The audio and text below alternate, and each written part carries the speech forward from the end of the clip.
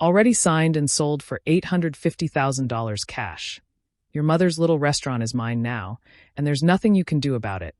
My stepmother Veronica announced with barely contained glee, waving the sales contract like a victory flag in the office of Morrison's Table, the restaurant my late mother had built from nothing over 23 years.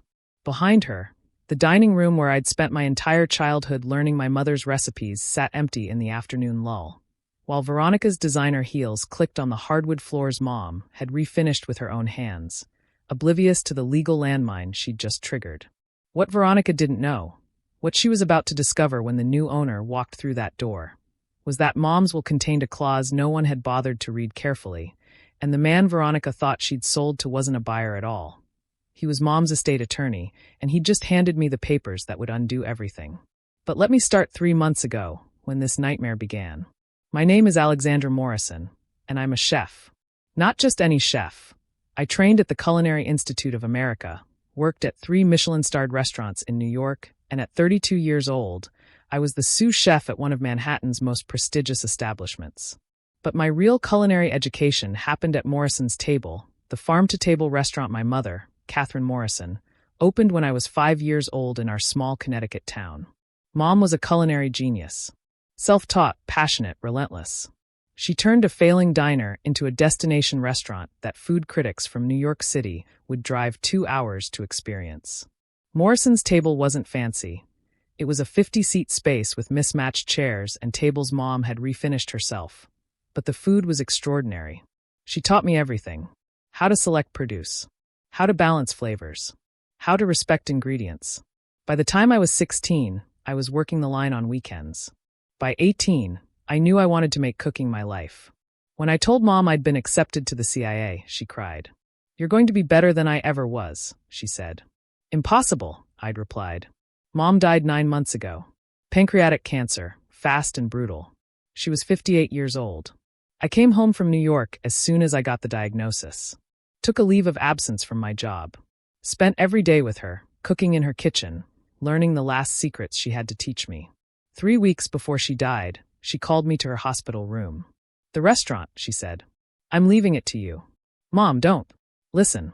It's in my will. Morrison's Table goes to you. Not to Edward. To you. You're the only one who'll understand what it means." Edward was my stepfather. He'd married Mom 8 years ago, after my father died. I never liked Edward.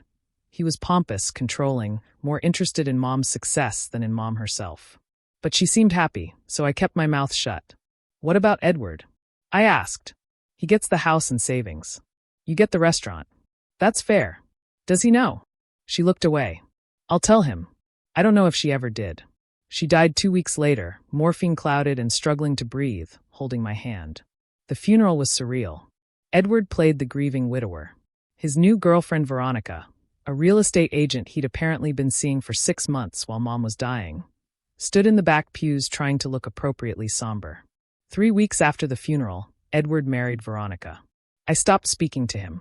I'd gone back to New York to finish out my notice at the restaurant, planning to move back to Connecticut permanently and take over Morrison's Table.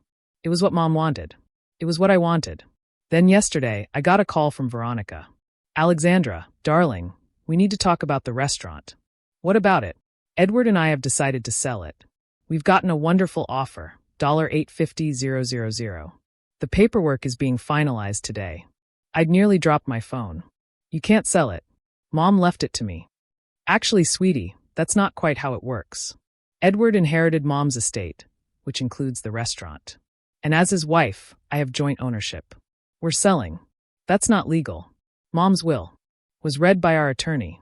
Edward gets the primary assets. You get some personal effects and sentimental items. Sorry, but that's reality." She'd hung up. I'd immediately called the estate attorney, whose name I remembered from the will reading, James Holloway. His office said he was unavailable but would call me back. I couldn't wait. I'd driven straight from New York to Connecticut, 3 hours of highway with my heart pounding and rage building. By the time I reached Morrison's Table, it was 2 p.m. The lunch rush was over. The restaurant was closed for the afternoon, which is when Veronica had apparently scheduled the closing. I walked in to find her in Mom's office, my office now legally, with papers spread across the desk. That's when she'd delivered her triumphant line about already selling the restaurant. I was about to respond when the door opened. A man in his 60s walked in, carrying a leather briefcase. He was well-dressed, professional, with the careful demeanor of someone who dealt with high-stakes negotiations. "Mrs. Veronica Morrison?" he asked. "That's me," Veronica beamed. "You must be Mr. Patterson's representative? The buyer? I'm so glad you're here. We can finalize everything." "Actually," the man said carefully, "I need to discuss something with you. There's a clause in the sale contract that may present a problem." Veronica's smile faltered. "What kind of problem?" He pulled out a document. "The original deed to this property, transferred to Catherine Morrison 23 years ago, contains a perpetuity clause. It stipulates that in the event of Mrs. Morrison's death, the property must first be offered to her direct descendants before it can be sold to outside parties." "That's ridiculous." "It's not only real, it's legally binding. This type of clause is common in family-owned businesses to prevent exactly this situation." He turned to me. "You must be Alexandra Morrison, Catherine's daughter." "I am." He smiled and handed me a document. "Your mother's will explicitly reference this clause. It specifies that you, as her direct descendant and trained chef, have first right of refusal on Morrison's table. Any sale attempted without offering you that right is legally void." I took the papers, hands shaking. It was a copy of the property deed. And there, in legal language, was exactly what he'd described. "This can't be right," Veronica said, her voice rising. "Edward inherited everything. Edward inherited the house, the savings, the personal property. But the restaurant property had this pre-existing condition. Your attorney should have caught this." Our attorney said, "Your attorney was negligent. This clause has been on file with the county clerk for 23 years. It's public record." I looked at the man. "Who are you?" "James Holloway, your mother's estate attorney. The one who helped her set all this up." "You're not the buyer?" "No, there is no buyer. Mrs. Morrison here was attempting to sell property she doesn't fully control. The contract she signed is invalid." Veronica's face had gone from red to white. "But we already accepted the money." "From whom?" "A restaurant group in New York. They wired $850,000 to our account this morning. Then you'll be wiring it back this afternoon, because the sale is void. You can't sell what you don't own." "But Edward owns it." "Edward owns a portion of the business assets. The property itself, this building, this land, that's subject to the perpetuity clause. And that means Ms. Morrison here has first rights." He turned to me. "Alexandra, your mother set this up very carefully. She wanted to make sure that if anything happened to her, you'd have the chance to take over Morrison's table. Not just the recipes or the name, but the actual property." I felt tears building. She never told me. She wanted it to be a surprise. Or maybe, he glanced at Veronica, she suspected someone might try to circumvent her wishes. "This is theft," Veronica shouted. "Edward deserves." Edward got exactly what the will specified. A house worth $650,000 and savings worth $200,000. That's $850,000 right there. Your attempted sale of the restaurant would have been double dipping. "We have rights. You have the right to consult your attorney about your negligence claim against him for missing this clause. But you have no rights to this property." Veronica grabbed her phone. "I'm calling Edward. And our lawyer. This is not over." "Actually," Holloway said calmly, "it is. But by all means call them. They'll confirm everything I've said." She stormed out, heels clicking furiously, already shouting into her phone. Holloway and I stood in the sudden silence of Mom's restaurant. "Why didn't you tell me?" I asked.